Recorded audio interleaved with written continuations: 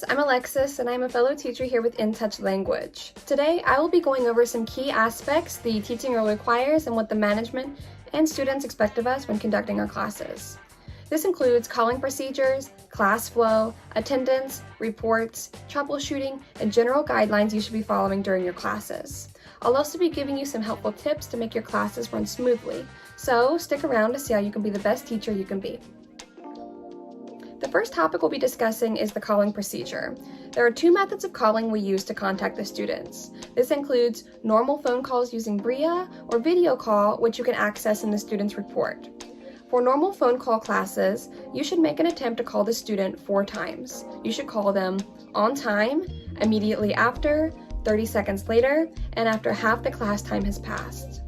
Always call the blue number, and always hold on the phone until all the rings go through and you hear the voicemail, or hold the phone for a minute. If the student doesn't answer, double check that you are calling the right number. Sometimes teachers may accidentally add an extra 1 or a 0, or they're calling another student on their schedule, so make sure you have the right number. For video call the student twice while waiting for them on video. Some students forget or prefer a normal phone call for that day, so it's really important to call them as a reminder. Please make sure to call on time. Late and missed calls account for the most common complaints filed by students. We are always striving for on-time calls. When you call and hear the first dial tone, the class time has started. So call on time, and if the student takes 40 seconds to answer, then you have 9 minutes and 20 seconds of class time. This helps you keep on schedule and makes all your classes go on time. Although we want to minimize mistakes, accidents do happen. Late calls, missed calls, and early calls should be reported to Right Board. Late calls are when you call a student after their scheduled time. Early calls are when you call a student earlier than their scheduled time. And missed calls are when you forget to call a student altogether. Make sure you report these incidents to the manager in case they need to contact the student. The next thing you have to do is mark their attendance and fill out their lesson report. It is incredibly important to always mark the student's attendance. If a student does not answer after 4 call attempts or 2 call attempts for video, mark them absent. If a student is present, be sure to mark them present. If a student has completed at least 50% class time, they should be counted present for the day.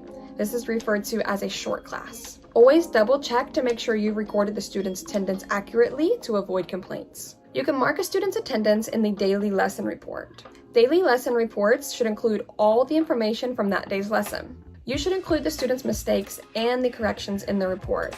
This is so the students can go back to their reports and read their mistakes. Sometimes it's easier to read it rather than just hear it while you're in class time. In the comment box, write a unique message to the student every lesson.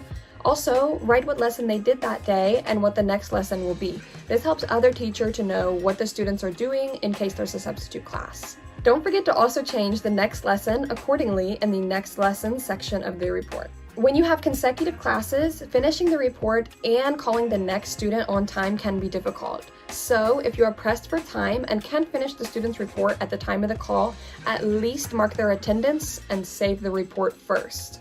Then, when you have time, go back and you can finish your comments and corrections later. Just remember, you should finish your reports by the end of the day at the latest.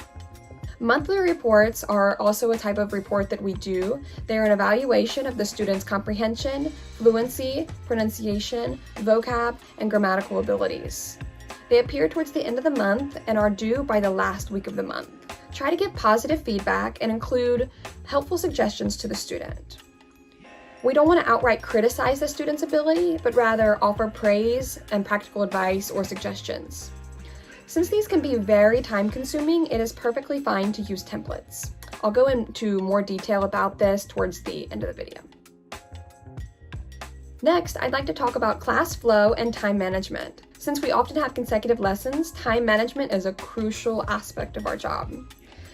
The class flow varies for different class times and student needs, but in general, this should include a greeting or warm-up, the main lesson of the day, and your wrap-up and feedback. Your greeting should be about 1 minute. Of course, your main lesson should be about a majority of your class time, and the wrap-up and feedback should take anywhere from 30 seconds to a minute. I have found that explaining grammar mistakes may take longer for some students, so feel out your student's ability and decide when is a good time to interject, or consider how long it'll take you to explain a mistake towards the end of the lesson. Some mistakes take a little longer to try and explain. I also recommend making a note of which students are more talkative or harder to get off the phone with, so plan accordingly for these students. It's incredibly important to start and finish your class on time. You should have your next student's report open and ready as your current call is wrapping up.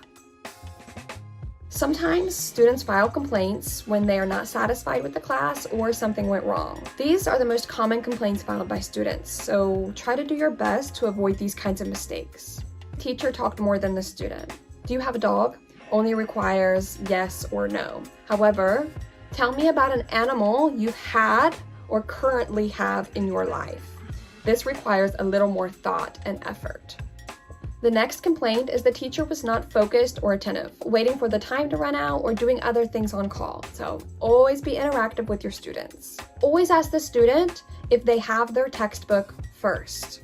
If the student doesn't have it or didn't prepare the textbook in advance, then free talking should be considered.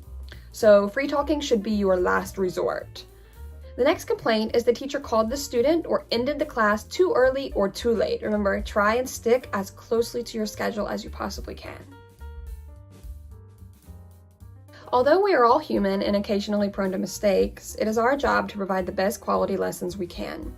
To ensure teachers are conducting quality class time, there is a QA team. They evaluate classes based on 5 things: attitude, teaching guideline, feedback and correction, comments, and sound quality, all out of 5 points. If a teacher's score goes below 3.0, the teacher will be required to have one-on-one counseling with management. This is to encourage teachers to provide quality teaching experience and to see what areas they can work on or improve on. Sometimes things go wrong that aren't in your control, like internet outages or glitches. Contact the manager as soon as possible. This is so if you've missed any classes, they can contact the student. Next, try to turn off and on your internet router. Log out and log back into Bria and close all your browsers and log back in. Because I'm also a teacher, there are some things I've been able to learn and pick up through trial and error. Here are some of my tips I've learned on the job. First, it helps to have a template ready for each of your classes. Writing personalized messages to each of your students at the time of the call can be difficult since we typically have classes that are back to back to back. So I make templates before my classes with well wishes and a general greeting for the day. If the student mentions in class that they're sick, have a birthday, going on vacation, etc., then I alter the message accordingly. I adjust it. So if they tell me it's their birthday, oh, and by the way, happy birthday. I do the same thing for monthly reports. Monthly reports can take a long time if you try to individually write everything. So I make templates for the 5 categories we evaluate. For example, under the comprehension category, I have 5 or so different levels of competency listed. It took a while for me to make this template at first, but it is so worth it and it saves me so much time every month. I also like to write down free talking ideas for some of my free talk students before class to avoid dead air on call. Also, mark the student's comprehension, fluency, pronunciation, vocab, and grammar accurately. Don't just write 10, 10, 10, 10, 10 for a student because it's easy. There are times when I have called a student and I speak quite naturally or quite quickly because their scores reflect a 9 or 10 level comprehension. I come to realize that the student doesn't understand me at all and they're actually at about a 4 or a 5. I feel like this is a little bit rude on my end. I should start out speaking at their level. So be honest when rating your students' abilities. As I said before, calling on time is extremely important. Calling the students at their scheduled and ending time is one of the most important aspects of this job. Time management is very crucial and is a common voice of concern among students. Don't overwhelm yourself or feel like you have to do every class flow extremely rigidly. Feel out your schedule and adjust the class flow as needed. If you can't get through everything in the textbook in one class, offer to complete it next lesson or go over what is most important. So that concludes the general procedures and guidelines for being a teacher with in-touch language. Being a teacher is very rewarding if you take the time to get to know your students and understand that they all have their own interests, families, motivations, and lives. When you care about these aspects and have a genuine interest in benefiting your students, classes generally run smoother and your students are less likely to complain. I hope that you were able to find this guideline and some of my tips helpful, and good luck in your classes, teachers.